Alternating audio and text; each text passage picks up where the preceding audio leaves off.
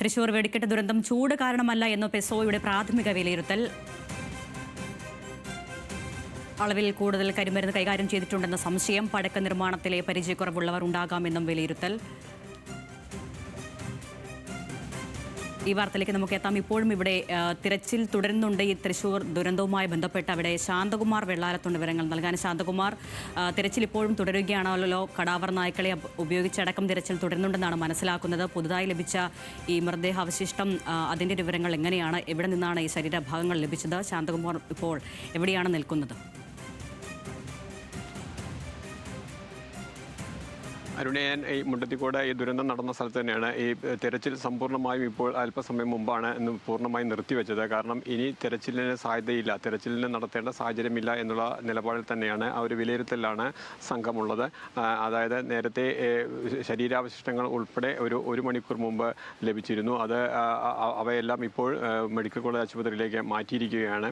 അത് ചില ശരീരത്തിലെ ആന്തരിക അവയവങ്ങളാണ് ആന്തരികങ്ങളുടെ ഭാഗങ്ങളാണ് എന്നാണ് പ്രാഥമികമായിട്ടുള്ള വിലയിരുത്തൽ. അവ ആരുടെയാണ് എന്നൊക്കെ തിരിച്ചറിയണമെങ്കിൽ DNA പരിശോധന ഉൾപ്പെടെ നടത്തേണ്ടതുണ്ട്.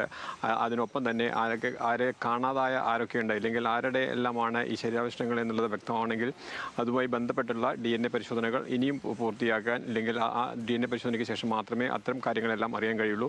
നേരത്തെ സൂചിപ്പിച്ചതുപോലെ പരിശോധനകൾ പൂർണ്ണമായി നിർത്തി. അതായത് അഗ്നിശമന സേനാ വിഭാഗം സമീപത്തെ കുളത്തിലും അതുപോലെ തന്നെ വലിയ വെള്ളക്കെട്ടുകളിലുമെല്ലാം പരിശോധന നടത്തിയിരുന്നു. അവർ അത് അവസാനിപ്പിച്ചു. കാരണം അത്തരം കുളങ്ങളിലോ ഒന്നും ഒരു സാധ്യതയും ഇനിയില്ല. സമ്പൂർണ്ണമായും വലിയ തോതിലുള്ള പരിശോധന അവർ ഇന്നലെ രാത്രി ഏറെ വൈകും വരെ അവർ പരിശോധന നടത്തി. തുടർന്ന് ഇന്ന് രാവിലെ മുതൽ വീണ്ടും പരിശോധന ആരംഭിച്ചതാണ്. അവരും അല്പം മുമ്പാണ് ആ പരിശോധന പൂർത്തിയാക്കിയത്. അതായത് ഇപ്പോൾ അത്തരം പരിശോധനകളെല്ലാം ഈ ദുരന്ത ഭൂമിയിൽ നിർത്തിവെച്ചിട്ടുണ്ട്, അല്ലെങ്കിൽ അവസാനിപ്പിച്ചിട്ടുണ്ട്. കാരണം ഇനി അറിയേണ്ടത് ഇത് ആരുടെയെല്ലാം ശരീരാവശിഷ്ടങ്ങളാണ് എന്നുള്ളതാണ്. അതിന് കൃത്യമായി അത്തരം പരിശോധനകൾ DNA പരിശോധന ഉൾപ്പെടെയുള്ളവ ലഭിക്കേണ്ടതുണ്ട്. പരിശോധന ഫലങ്ങൾ ശാന്തകുമാർ, ഇതിൽ ഈ ദുരന്തമുണ്ടായത് ചൂട് കാരണമല്ല എന്നാണല്ലോ പെസോയുടെ ഒരു പ്രാഥമിക വിലയിരുത്തൽ വരുന്നത്. അളവിൽ കൂടുതൽ കരിമരുന്ന് കൈകാര്യം ചെയ്തിട്ടുണ്ടെന്നാണോ സംശയിക്കുന്നത്? എന്താണ് ഇത് സംബന്ധിച്ച വിവരങ്ങൾ? തീർച്ചയായും പെസോ അങ്ങനെ ഒരു വിലയിരുത്തലാണ് ഇപ്പോൾ ഉള്ളത്. ചൂട് മാത്രം കാരണമായി ഇത്തരത്തിലുള്ള ഒരു വലിയ സ്ഫോടനം അല്ലെങ്കിൽ ഒരു തീപിടുത്തം ഉണ്ടാവാനുള്ള സാധ്യത വളരെ കുറവാണ് എന്നാണ് പെസോയും ഇപ്പോൾ വിലയിരുത്തുന്നത്. അതിനകത്ത് മറ്റൊന്ന് ഈ മരുന്ന്, ഇത്തരം കരിമരുന്നുകൾ സൂക്ഷിക്കുന്നതിലെ അളവ്, അവ കൈകാര്യം ചെയ്യുന്നതിലെ പരിചയക്കുറവ്, ഇവയെല്ലാം ഇതിന് ഒരു കാരണമായിട്ടുണ്ടാകാം എന്നാണ് ഈ പ്രാഥമികമായിട്ട് അവരുടെ ഒരു വിലയിരുത്തൽ. ഒപ്പം തന്നെ ഇലക്ട്രിക്കൽ ഇൻസ്പെക്ടറേറ്റ് വിഭാഗവും ഇന്ന് പരിശോധന നടത്തിയിരുന്നു. കാരണം അവരുടെ വൈദ്യുത കണക്ഷനുണ്ട്. ഈ വൈദ്യുത കണക്ഷൻ, ഒരു ഷെഡിലാണ് വൈദ്യുത കണക്ഷൻ ഉണ്ടായിരുന്നത്. ആ വൈദ്യുത കണക്ഷനിൽ അവിടെ ഷോർട്ട് സർക്യൂട്ടോ അല്ലെങ്കിൽ മറ്റ് എന്തെങ്കിലും ഉണ്ടായോ എന്നുള്ളതും അവരും പരിശോധന നടത്തിയിട്ടുണ്ട്. എങ്കിൽ അതിൽ നിന്നെല്ലാം മാത്രമേ അവിടെ ഉപയോഗിച്ചിരുന്ന ഉപകരണങ്ങൾ എന്തെല്ലാമാണ്, അത്തരം ഈ ഷോർട്ട് സർക്യൂട്ട് ഉണ്ടാവാൻ കാരണമായ സാധന സാമഗ്രികൾ ഉണ്ടായിരുന്നോ തുടങ്ങിയ എല്ലാം അവർ വിശദമായി പരിശോധിച്ചിട്ടുണ്ട്.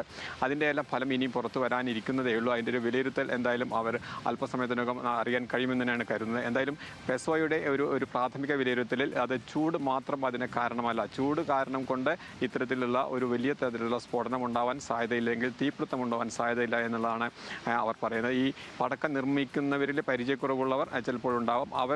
അവരുടെ ഭാഗത്തുണ്ടായ ചെറിയ വീഴ്ചകൾ ചിലപ്പോൾ സംഭവിക്കാം. അത് സ്ഥിരീകരിക്കുന്നതല്ല. എങ്കിലും അത്തരം സാധ്യതകളാണ് അവർ കാണുന്നത്. നേരത്തെ ഈ ചൂടാണ്, വലിയ തോതിലുള്ള ചൂട് നമുക്കറിയാം കേരളത്തിലാകെ ഉണ്ട്. അതിൻ്റെ ഭാഗമായി തന്നെ ഈ ഉള്ള ഒരു കരിമരുന്നിന് തീപിടിക്കാനുള്ള സാധ്യത അതാണോ എന്നുള്ളതായിരുന്നു ഇന്നലെ മുതൽ തന്നെ ചില സംശയങ്ങളുണ്ടായിരുന്നു. എങ്കിൽ അത് മാത്രമല്ല കാരണം, ഇല്ലെങ്കിൽ അത് ഒരു കാരണമായി കാണാൻ കഴിയില്ല എന്നുള്ള ഒരു വിലയിരുത്തലാണ് ഇപ്പോൾ പെസോ ഉള്ളത്. അരുണ്യ.